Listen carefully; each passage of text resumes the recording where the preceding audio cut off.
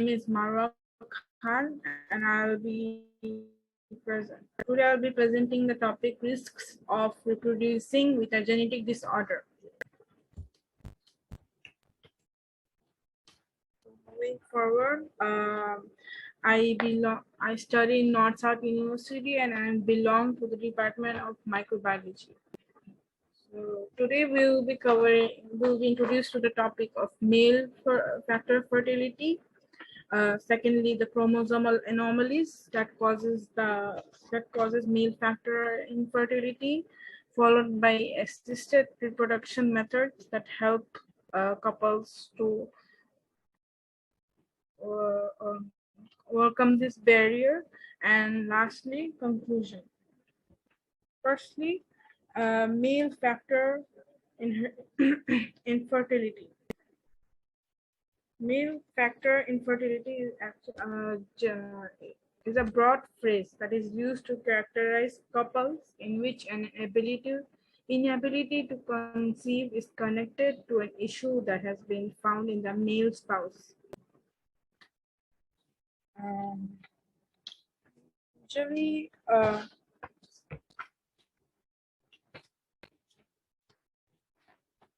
whenever we hear usually men are not the usual representation of infertility. When people think of someone who may have it, some people might be surprised to learn that male factor infertility problems are involved in 30% of cases of infertility. Moving forward, these are the causes of male infertility, and as you can see, non-genetic causes are 85%, while genetic causes are approximately 15%. And the genetic causes can vary from other autosomal causes, AR gene, which refers to androgen receptor gene, Robertsonian translocation, Klinefelter syndrome, and other sex chromosome abnormalities. Moving forward, we'll discuss about chromosomal anomalies. These are the main hereditary factors of male infertility.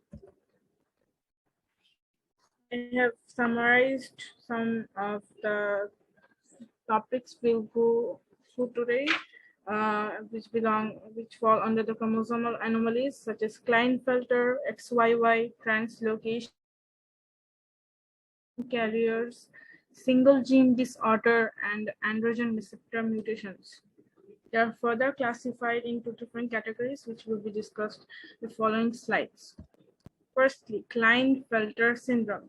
This is a major factor causing hypogonadism in men and the most common gonosomal abnormality. If you're wondering what is gonosomes, it refers to the term this synonym for sex chromosomes. So in this syndrome, high levels of gonadotropin and testicular hypertrophy describe this primary form of testicular failure.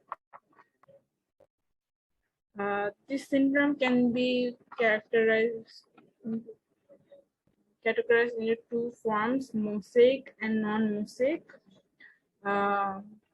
Usually the mosaic Klinefelter syndrome, the rate of azoospermia in mosaic Klinefelter patients is highly variable, whereas the rate of azoospermia in non-mosaic Klinefelter syndrome is estimated to be around 90%.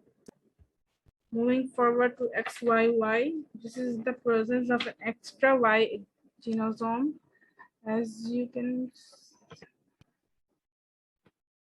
see on the left side, this is the normal chromosome of male, which consists of X and Y chromosome, whereas when the person has XYY anomaly, there is an extra addition of Y chromosome.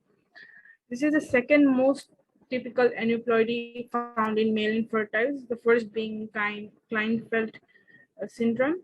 For the fertility is influenced by the additional Y genosomes, post-meiotic persistence, or pre-meiotic deletion.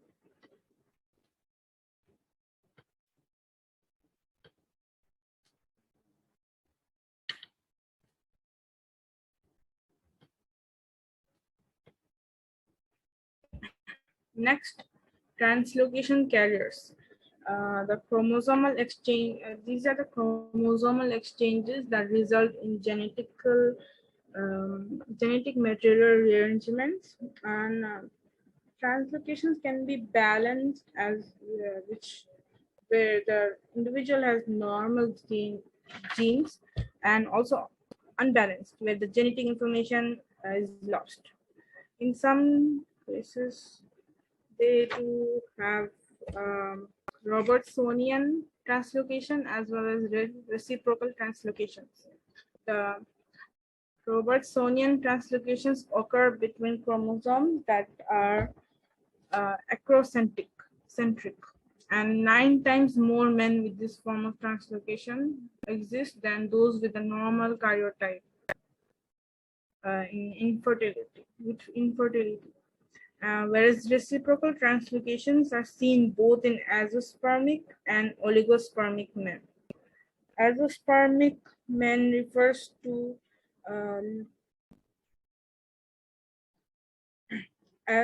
azoospermic men refers to male who have no sperm in their semen, and having this low sperm count is a significant factor in infertility.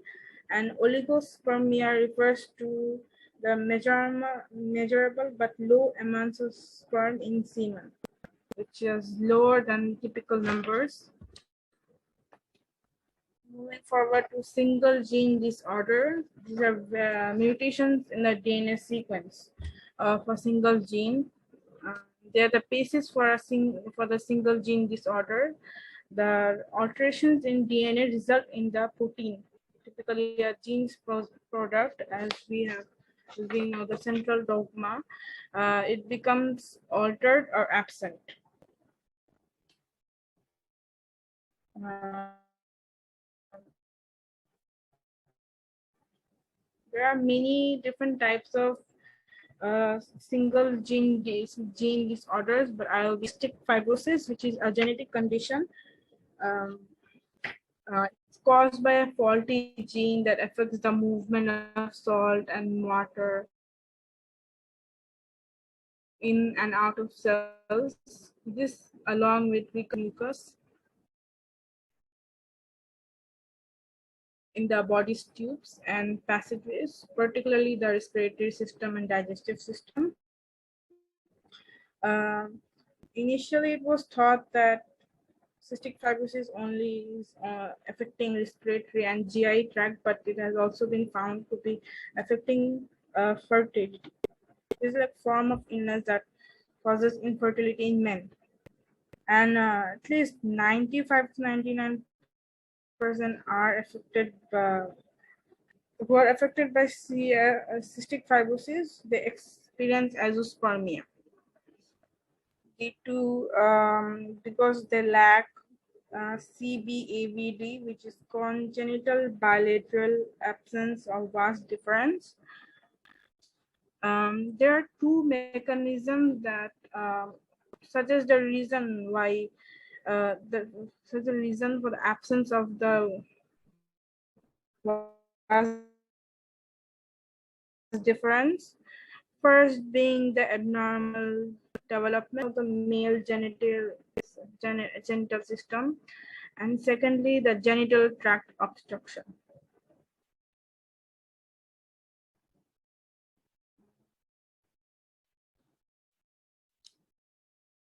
And reproduction for men with cystic fibrosis, CF, associated CBVD, can be accomplished through a reproductive method called ICSI, which will be discussed in further going forward. In these patients, even if they use ICSI with these conditions, they have a risk of for having effective offspring, and this risk increases if the female is a positive carrier. Secondly, azoospermia factor. This is the A and the AZF region on the human male Y chromosome. that codes for number of proteins or the genes that make them. Azoospermia factor is one of those proteins. The inability to generate sperm is linked to deletions in this area. And there are certain azoospermia factors. They're named as AZFA, B, and C. And if there's deletion in these areas in the Y chromosome, it will cause impairment in spermatogenesis,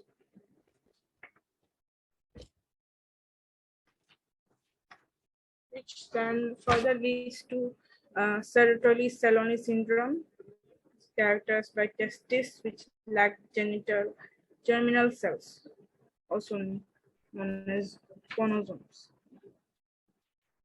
If patients have deletions in the entire AZFA region or AZFB region, they're strictly azoospermic, which I mean is there's strictly no sperm in their semen, and they lack any testicle foci or spermatogonia.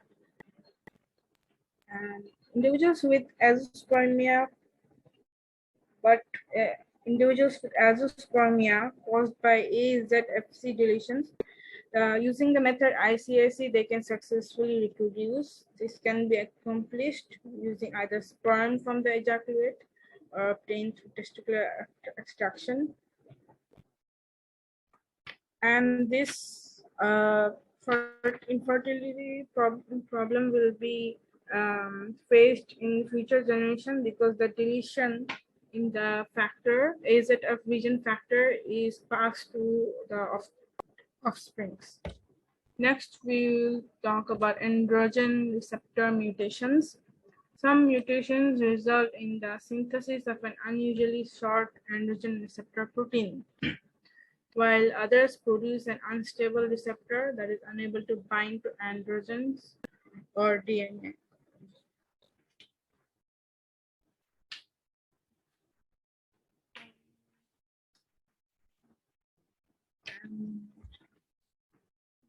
They have two types. They're responsible for two disorders. One of them is X-linked androgen insensitivity syndrome, in short for AIS, and secondly, spinal bulbar muscular atrophy.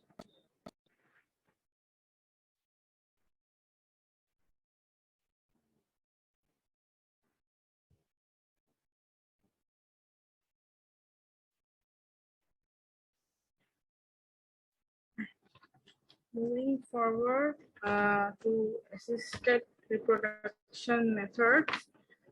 These are methods of assisted reproduction that are now accessible for couples. First being in vitro fertilization. IVF involves taking an egg out of the woman's ovaries and fertilizing it with sperm in a lab. A woman's womb is where the fertilized egg, also known as an embryo, is placed to continue growing and developing. Secondly, endoplasmic sperm injection is ICSI. It includes directly inserting one live sperm into the core of an egg. The method was created to aid in fertilization for couples with several male factor infertility, or for couples who had unsuccessful in vitro fertilization attempts in the past.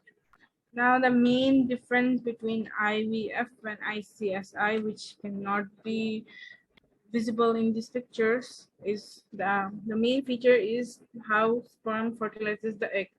In IVF, as the name suggests, in vitro, the sperm and the egg is left on the petri dish, and that's how they are fertilized. Whereas in ICSI, intracytoplasmic sperm injection, the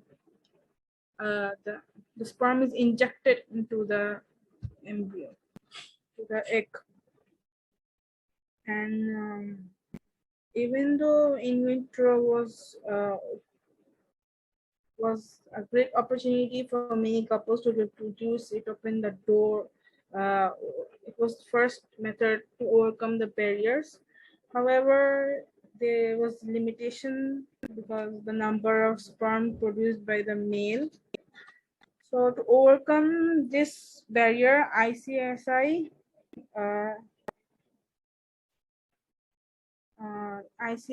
technique was first used. In this technique, the sperms are ejaculated sperm.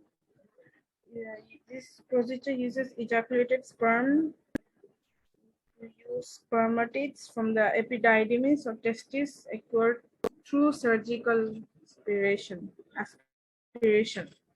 And that there are certain ICSI is further characterized. They have three methods. There are three methods conduct this technique.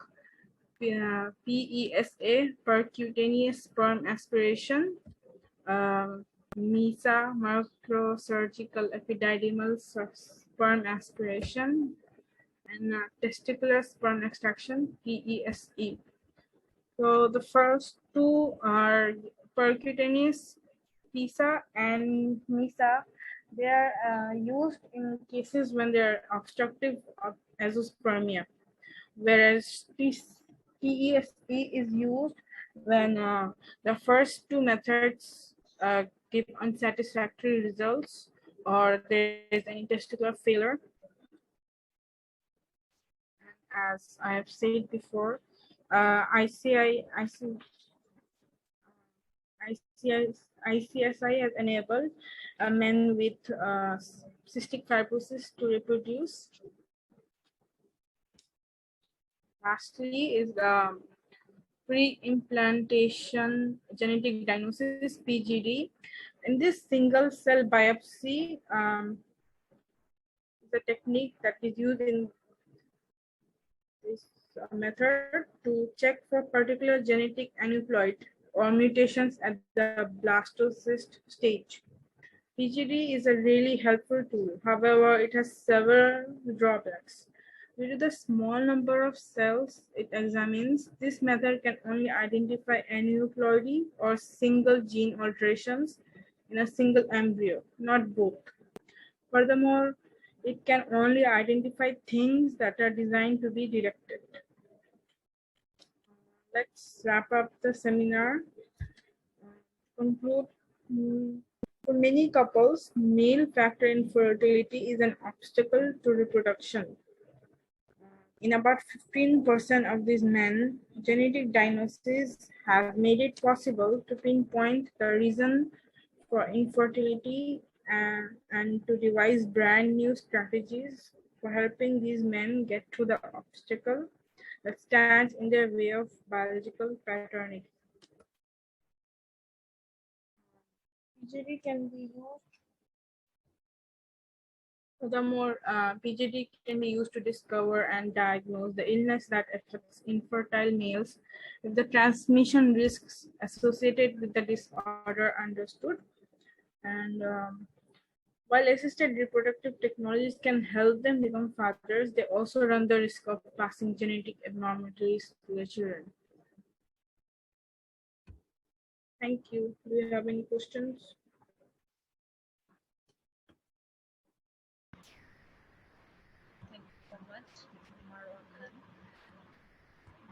আপনাদের পার্টিসিপেন্টদের যদি কারো কোনো question থাকে please.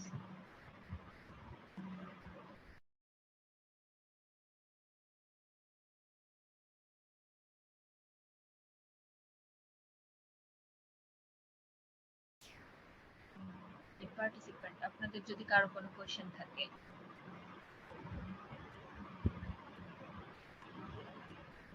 Hello,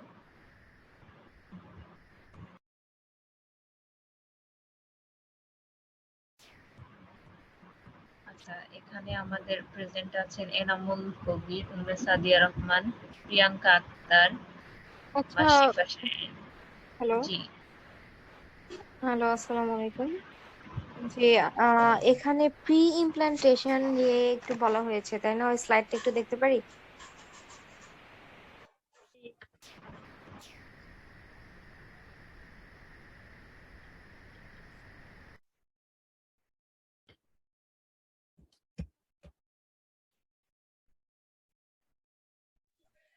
আচ্ছা, মানে genetic diagnosis এর ক্ষেত্রে pre ইমপ্ল্যান্টেশনটা use করা হয়, মানে এটা মূলত কি কোনো ডিজিজের ক্ষেত্রে নাকি হচ্ছে প্রেগনেন্সির ক্ষেত্রে, মানে অ্যাকচুয়ালি এটার পারপোজ মেইনলি কি আর এটার অ্যাডভান্টেজ কি?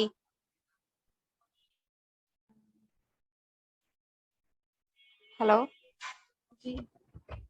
Yes, I'm coming to you. Hello? Yes. জি আপু, মানে এখানে তো বলা হয়েছে যে প্রি ইমপ্ল্যান্টেশনটা জেনেটিক ডায়াগনোসিস এর ক্ষেত্রে ইউজ করা হয়, তাই না? জি। মানে এখানে মূলত মানে জিনিসটার পারপোজটা কি, কোন ক্ষেত্রে ইউজ করা হয় বা এটার অ্যাডভান্টেজটা কি?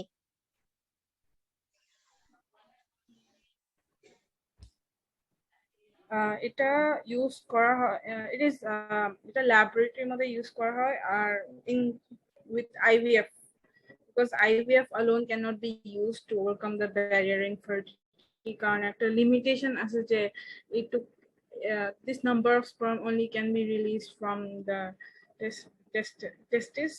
So we use this genetic diagnosis technique with IVF to reduce the risk of passing on inherited condition. In IVF, if we use IVF, the sperm ejaculated, there can be weak, abnormal sperm as well as healthy sperm. And if we use unhealthy sperm, then that can cause genetic disease into the offspring, and it can pass offspring. So, like, এই জন্য এই aneuploidy or any sperm in the sperm, if there is an aneuploidy which is uh, change in genes, এটা এই diagnosisটা detect করতে পারে, and therefore it's used in this technique. I hope that's আরেকটা clear. বিষয় হচ্ছে, যখন আইভিএফ করা হয় সেই ক্ষেত্রে হচ্ছে অনেকগুলো স্পার্ম দেওয়া হয়, কারণ এক্ষেত্রে রিস্কটা অনেক বেশি থাকে যে কোন স্পার্মটা অ্যাকচুয়ালি থাকবে, মানে আর কোনটা থাকবে না। তো এই ক্ষেত্রে আহ মানে এটা এটা কি কোনো প্রবলেম হতে পারে না যে একসাথে যদি অনেকগুলা দেওয়া হয় সেক্ষেত্রে, মানে হাইয়েস্ট কতগুলা ইউজ করা হয়, বা হচ্ছে এটার এটার হেলদিনেস এর জন্য বা এটার মানে রিস্কিনেসটা অনেক বেশি কমানোর জন্য এক্ষেত্রে কি এটার কোনো ভূমিকা আছে, প্রি ইমপ্ল্যান্টেশনের কোনো ভূমিকা আছে?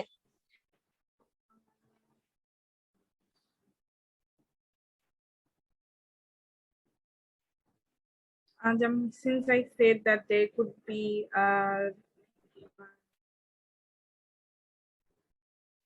aneuploidy যেটা আমরা IVF ডিটেক্ট করতে পারি না, and it will increase risk of double XY chromosome and offspring. So এই রিস্কগুলা পিজিডি থ্রু এই রিস্কগুলা এলিমিনেট করা যায়। And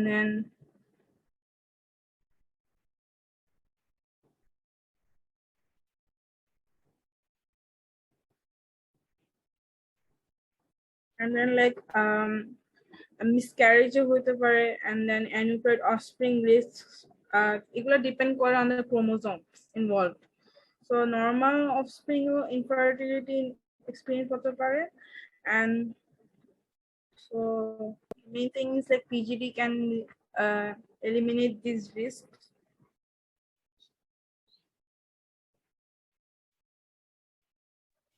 ওকে আপু, thank you.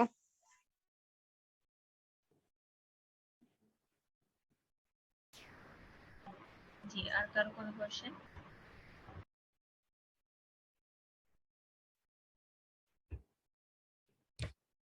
So Apu, I will go back to that, Apu, to answer your last question.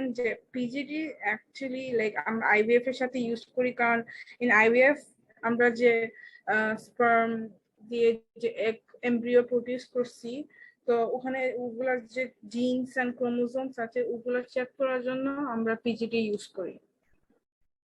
So this is the second step. আমরা না check করে we cannot go through the process of producing like the couple reproducing again. এটা আবার আরো genetic risks will pass to the other offspring. Hope that's clear. ওকে ওকে।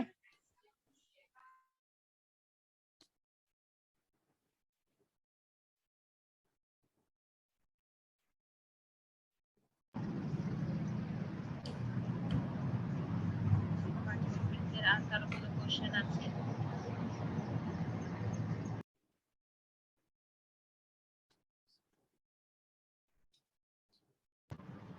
এনামুল কবির, উম্মে সাদিয়া রহমান, মাশরিফা শাইরিন, আপনাদের কারো কোনো question?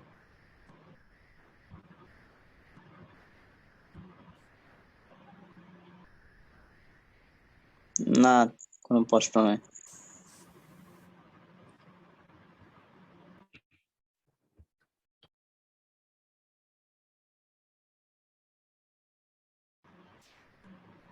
ওকে, কারো যদি কোনো কোয়েরিজ না থাকে তাহলে আমরা আজকে সেশন এখানেই ক্লোজ করতে পারি।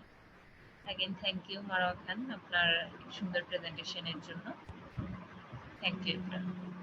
Thank you.